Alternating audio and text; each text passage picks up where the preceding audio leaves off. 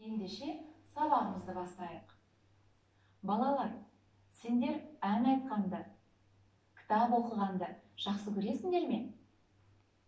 Әрине, кітапты оқи алатындарыңа, әнді айта алатындарыңа сенімдімін.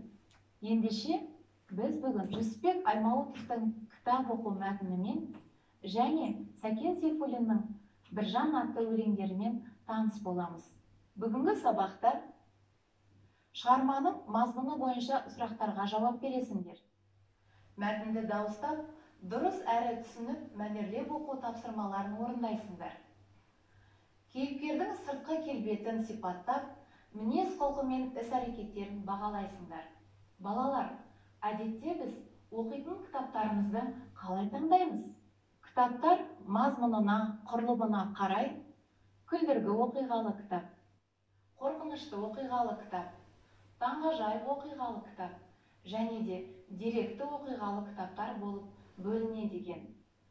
Ал ендеше біз оқулықтың 8-ші бетіндегі Жүсіпбек Аймауытовтың кітап оқу мәтінімен танысып, бірге дауыстап мәнерлеп оқып көрейік.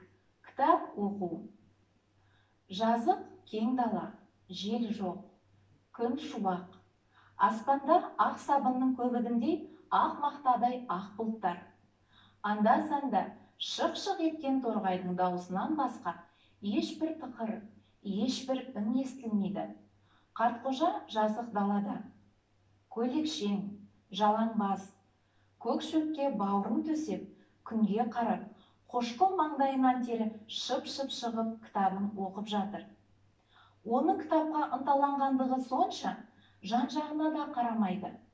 Анда-санда мұрнын да тартып қояды. Өзінің айдалада жатқанын да, ауылын да, басқа дүниені де ұмытты. Оқыған сайын ажарланады. Бет-аузы балбырап, иегін созып, көзін қадап қағазды жеп қоятын тәрізді. Балалар, мәтінді түсініп оқып болсақ, мәтін бойынша сұрақтарға жауап беріп көріңдерші. Қартқожа мәтінді оқығанда қандай сезімге бөленді? Қане, жауап беріп көрелік. Дұрыс айтасыңдар, балалар. Қартқожа кітапқа ынталанғандығы соншалықты, жан-жағына да қарамады. Айдалада жатқандығын, ауылын да, басқа дүниені ұмытып кетті. Балалар, сендердің ойларынша Қартқожаның кітап оқығандағы ерекше сезімге бөленуіне не әсер етті? Жарайсыңдар. Қартқожаның кітап оқығанда ерекше сезімге бөленуіне оның кітапты бар ықыласымен, бар ынтасымен оқитыны әсер етті. Мен де сендердің кітапты қызығып, бар ықыластарымен оқитындарыңа сенім білдіремін. Автор Қартқожаны қалай сипаттаған екен? Қане, оқулықтан тауып көріңдер. Жауаптарың дайын болса, балалар, бірге тексеріп көрейік. Автор Қартқожаны көйлекшең, жалаңбас, көк шөпке бауырын төсеп, күнге қарап, қошқыл маңдайынан тері шып-шып шығып, кітабын оқып жатыр деп сипаттаған екен. Осыдан Қартқожаның оқуға деген бар ынтасын, ықыласын байқауымызға болады екен. Балалар, кітап оқумен қатар сендер ән тыңдағанды, ән айтқанды жақсы көресіңдер ме? Ал ән айтатын адамды кім деп айтады? Дұрыс, әнші деп айтады.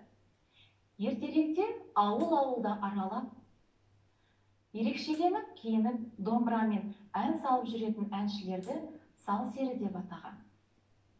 Сол серілердің бірі әрі әнші, әрі ақын Біржан болған. Біржанның ерекше қабілетіне баға берген Сәкен Сейфуллин. Сәкен Сейфуллин 1894 жылы 15 қазанда қазіргі Қарағанды облысының Ортау мекенінде дүниеге келген. Азан шақырып қойған есімі Сәдуақас. Ата-анасы еркелетіп Сәкен деп атап кеткен. Сәкеннің шығармалары туған жеріне, қазақ халқының батырларына, әнші сал серілеріне арналған. Бүгін біз оқулықтың 11-ші бетіндегі Сәкен Сейфуллиннің «Біржан» атты өлеңімен таныс боламыз. Өлеңді мәнерлеп, дауыстап, бірге оқып көрейік. Біржан. Қазақта даңқы шыққан Біржан ақын, келтірген сұлу өлең сөздің нарқын. Сан топта, сан жүйрікпен жарысқанда, келмеген қапталына ешкім жақын. Көтеріп көкіректі ырғағанда, дауысын шарықтатып шырқағанда, дауысы алты белден естілетін, құлаштап домбыраны бұлғағанда. Жарайсыңдар, балалар.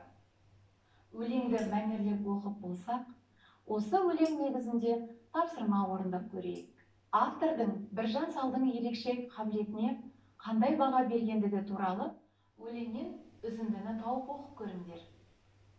Кәне, бірге оқиық.